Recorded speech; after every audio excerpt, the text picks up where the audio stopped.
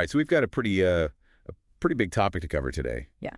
And that's the League of Northern Democrats. The LND. The L&D, that's right. Lots of material. Tons of stuff. Yeah, we've got progress reports. We've got meeting minutes. We've even got some pretty strongly worded letters. Definitely seems like a group that's making a big splash. Yeah, trying to shake things up in northern Nigeria. Yeah, I think the thing that really jumps out at me is the sheer size of it. You know, over 600 members, and we're talking some pretty heavy hitters. Yeah, former governors, senators, even retired generals. Exactly. It's not just a political party. It's more like a network of all the most influential people in northern Nigeria. Yeah, it's really a who's who of the region's leadership. And they're all deeply concerned about the direction things are going. Yeah, they're not just sitting around talking about it either. Yeah. They're actually, engaging with stakeholders at all levels. Right, from former presidents to community leaders. Yeah, even international organizations. Well, it seems like they're trying to address that feeling of marginalization that a lot of Northerners feel. Yeah, like they're saying, we're not going to be ignored anymore. We need to take control of our own destiny. Exactly. Make sure the North gets a fair deal. So where do we even start with this? I mean, there's a lot to unpack. Well, I guess the beginning is as good a place as any. Okay, so the L&D was founded in, July 2024? That's right, by Dr. Umar Ardo. Okay, and in that short amount of time, they've already gained some serious traction. They've already had 3 major meetings, and they're planning a huge political summit in Kaduna. In Kaduna, interesting choice. Why there? Well, I think it's partly because Kaduna is kind of a crossroads for the North, both geographically and culturally. Makes sense. Holding the summit there suggests that they're serious about bringing people together, Building a unified vision. Exactly. Okay, so they're clearly ambitious and well-connected, but what's their end game? I mean, what are they really trying to achieve? Well, their mission statement is pretty clear. They want to influence Nigeria's political landscape to benefit the North and the country as a whole. Okay, and they've outlined 8 specific objectives to get there. Right, ranging from promoting unity within the North to tackling poverty and insecurity. So it's not just about grabbing power, it's about addressing the real issues that people are facing. Exactly. They want to improve the lives of everyday Northerners, and they're not afraid to ruffle some feathers in the process. Oh, yeah. They've been pretty critical of past governments. Right. They're saying the North has been neglected for too long, and they're demanding change. They're calling for a new kind of leadership, one that's actually accountable to the people. Right. One that's transparent and committed to the region's development. Okay, so let's get into the nitty-gritty here. What are some of these key objectives that they've laid out? Well, the first one is all about creating functional regional unity. Okay, so bringing together all the different ethnic and religious groups within the North. Exactly, which is no small feat considering the history of divisions and tensions. Yeah, it's a massive undertaking. But they're arguing that a united North is essential if they want to make any real progress. Right. They need to present a united front if they want to have any real influence. Okay, so that's objective number 1. What's next? Their second objective is to establish a strong political network. Okay, so basically creating a system for northern elites to consult with each other and coordinate their actions. Exactly. And they've already made some serious headway on this front. Oh, yeah. They've got some pretty big names backing them. Like former President Obasanjo. Yeah, I saw that LT Gen T.Y. Danjuma. And Archbishop Cardinal John Onyekan. These aren't just figureheads either. These are people with serious political clout. Exactly. And they're not stopping. Their third objective is to bring together Northerners of good standing. What does that even mean? Well, it's a little vague, but I think they're trying to appeal to a sense of shared identity and pride. Like reminding people of the North's rich history and its potential. Exactly. And saying we can achieve great things if we work together. I like that. So it's not just about politics. It's about rebuilding confidence and a sense of community. You're right. It's about empowering people to take ownership of their future. Okay. Objective number 4. This one is all about strategy. They want to develop practical plans based on a deep understanding of the North's history, culture, and the global environment. So they're not just shooting from the hip. They're doing their homework. Right. They're taking a long-term perspective and considering all the factors at play. That's smart because there's no point in rushing into things without a solid plan. Exactly. And their 5th objective is all about peace. Well, that's a big one considering the ongoing conflicts in the region. They're acknowledging that without peace and stability, any talk of development is meaningless. So how do they plan to achieve that? Well, they're actively engaging with community leaders, religious figures, and even former combatants. Trying to build bridges and promote dialogue. Exactly. And are also advocating for policies that address the root causes of conflict, like poverty and inequality. Okay, so that's 5 down, 3 to go. What's next? Objective number 6 gets to the heart of the economic challenges facing the North. H12. Well, they want to use the region's human and material resources to eradicate poverty, create wealth, and generate job opportunities for young people. That's a tall order. It is, but they're emphasizing the need for strategic planning, attracting foreign investment, and empowering local communities. So it's about creating a more sustainable and equitable economy. Exactly. Okay, on to objective number 7. This one is more general, but equally important, achieving development and peaceful coexistence within a united Nigeria. So they're not talking about secession or anything like that. No, they're very clear that they want a stronger, more inclusive Nigeria. But one where the North plays a leading role. Right. They want to be at the table when decisions are being made. And they want their interests to be represented. Exactly. Okay, last but not least, objective number 8. This one is all about building alliances. Okay, so they're not just trying to go it alone. They're reaching out to like-minded individuals and groups across the country. Right. They're saying we need to work together to achieve our goals. And they're emphasizing their commitment to a shared national agenda. Exactly. Okay, so we've got a pretty good overview of their objectives. But what about their specific actions? What are they actually doing to achieve these goals? Well, one of their key strategies is engaging with existing Northern organizations like the Ariwa Consultative Forum and the Northern Elders Forum. Okay, those are big players in the region. They represent a broad spectrum of Northern society, and the LND sees them as crucial allies. And they're not just talking to the old guard.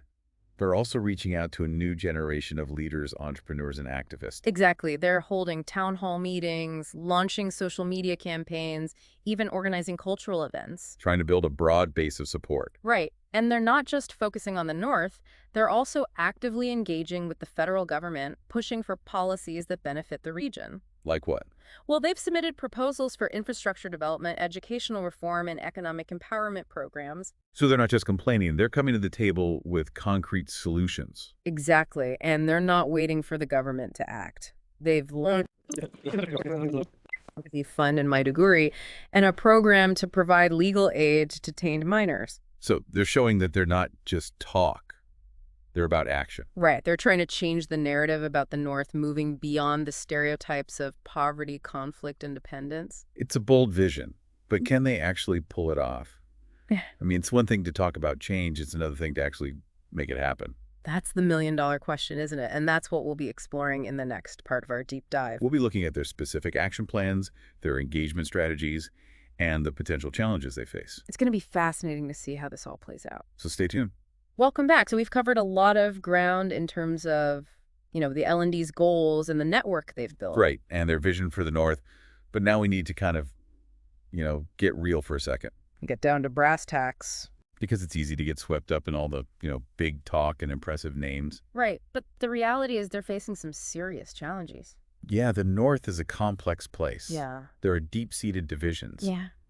Ethnic tensions, religious tensions, competition for resources, power. Right. It's not going to be easy to bring everyone together under one banner. It's like trying to, herd cats. Exactly. And then there's the potential for pushback from outside the North, too. Oh, yeah, some people might see this whole thing as a power grab, Right. A threat to national unity. And even within the North itself, there are bound to be people who benefit from the status quo. Oh, definitely. The L&D is calling for reform and accountability, and that's going to step on some toes. Yeah, it's like they're shaking up a hornet's nest. And let's not forget the sheer scale of the problems they're trying to address. Right. Poverty, illiteracy, insecurity. These are issues that have plagued the North for decades. It's not going to be a quick fix. It's going to take a lot of time, a lot of resources, and a lot of political will. And even if they have all of that, there's still the issue of implementation, Right. It's one thing to have a great plan on paper. It's another thing to actually make it happen on the ground. Exactly. They need to be able to translate their ideas into concrete actions. And they need to do it in a way that's transparent and accountable. Right. People need to see that they're actually making a difference. Otherwise, they'll lose credibility and support.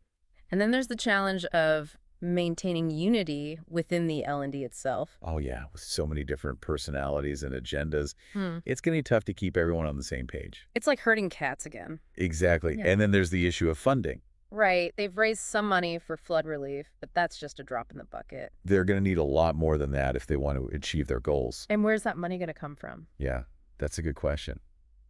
They can't rely on the government alone. Right. They'll need to find private investors, international donors. But that comes with its own set of risks, you know, Of course, they don't want to become beholden to special interests. or compromise their independence. Right. They need to find a way to be resourceful without selling out.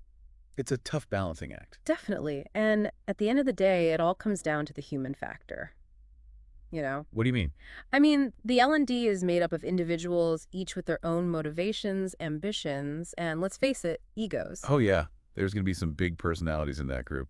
And managing those egos, keeping everyone focused on the bigger picture, that's going to be a major challenge. It's like trying to put together a puzzle where the pieces don't quite fit. Exactly. They're going to need to be flexible, adaptable, and willing to compromise. So a lot of potential pitfalls here. Definitely, but also a lot of potential for positive change. Right. It's too early to say whether they'll succeed or fail. But it's going to be fascinating to watch them try. Okay, so we've talked about the challenges now. Yeah. Let's talk about some of the strategies they're using to overcome those challenges. Right, because they're not just sitting back and hoping for the best. They've got a plan. They do, and a big part of that plan is engaging with existing power structures. Like the Area or Consultative Forum. Exactly. The ACF has been around for a long time. Yeah, they're kind of the granddaddy of northern organizations. And the L&D sees them as a valuable partner. And then there's the Northern Elders Forum. Right. The NEF, they're more of a think tank and advocacy group. Yeah, they're not afraid to speak truth to power. And the L&D seems to be trying to build bridges with both groups. They're recognizing that they can't do this alone. They need to work within existing structures. Exactly. And they're not just relying on these established organizations either. Right. They're also reaching out to younger generations. The entrepreneurs, the activists, the people who are going to shape the future of the North. It's a smart move because they need to build a broad base of support. Definitely. And they're doing that through town hall meetings, social media campaigns, cultural events. They're trying to create a movement. Exactly, a movement for change. And they're not just focusing on the North. They're also engaging with the federal government. Right. They're submitting proposals. They're pushing for policies that benefit the region. And they're not waiting for the government to act. They're launching their own initiatives. Like the Flood Relief Fund and the Legal Aid Program. They're showing that they're serious about making a difference. And they're doing it all with a sense of urgency, you know? Like there's no time to waste. Right. They're saying the North can't afford to wait any longer. It's a bold approach, and it's definitely captured the attention of the nation. Now the question is, can they deliver on their promises? And that's what we'll be exploring in the final part of our deep dive. We'll delve into their long-term strategy, their potential impact on national politics. And what it all means for the future of northern Nigeria and the country as a whole. Okay, so we've talked about their goals, we've talked about the challenges they're facing, but I think the big question is, can they actually make a difference? Right. Can they really shift the power dynamics in Nigeria? And actually improve the lives of everyday Northerners? I mean, that's the hope. That's the goal, right? Yeah. But is it realistic? I think there's definitely potential, but there are also a lot of risks. It's like they're walking a tightrope. Exactly, one wrong step and the whole thing could fall apart. So let's play what if for a minute. What if they actually succeed? What if they manage to unite the North and get a better deal for the region? Well, I think the best case scenario is that we see more investment in the North. Okay, so more infrastructure, better schools, hospitals. Exactly, and more economic opportunities for young people. Which would lead to a better quality of life for millions of Northerners. Right, and that would have a ripple effect on the whole country. So a stronger North means a stronger Nigeria. Exactly. But what about the flip side? What if things go wrong? Well, there's always the risk that a more powerful North could lead to more tensions with other regions. Right, it could exacerbate existing divisions. And potentially even lead to more conflict. There's also the risk that the L&D could become just as corrupt and self-serving as the elites they're trying to replace. That's always a danger with any political movement. Power corrupt. Exactly, so it's a double-edged sword. So how do we know if they're on the right track? What should we be paying attention to? Well, one key indicator is going to be their ability to maintain unity within their own ranks. Right. Can they avoid infighting and power struggles? Exactly. Can they speak with one voice? Because if they're divided, they're not going to get very far. Another key indicator is going to be their ability to deliver on their promises. Right. Can they actually translate their goals into concrete results? Can they make a tangible difference in people's lives? Because at the end of the day, that's what it's all about. And finally, I think we need to pay attention to their commitment to a united Nigeria. Okay, so can they be a force for positive change, not just for the North, but for the whole country? Exactly. Can they balance their regional interests with the national interest? It's a tall order, but it's not impossible. Right. And the L&D has certainly raised the bar. They've captured the attention of the nation. Now it's up to them to prove that they can deliver. Well, we've covered a lot of ground today, and I have to say, I'm cautiously optimistic. Me too. There's a lot of potential here, but also a lot of uncertainty. Only time will tell what the ultimate impact of the L&D will be. But one thing's for sure, it's going to be fascinating to watch their journey unfold. And that brings us to the end of our deep dive into the League of Northern Democrats. Thanks for joining us. It's been a pleasure.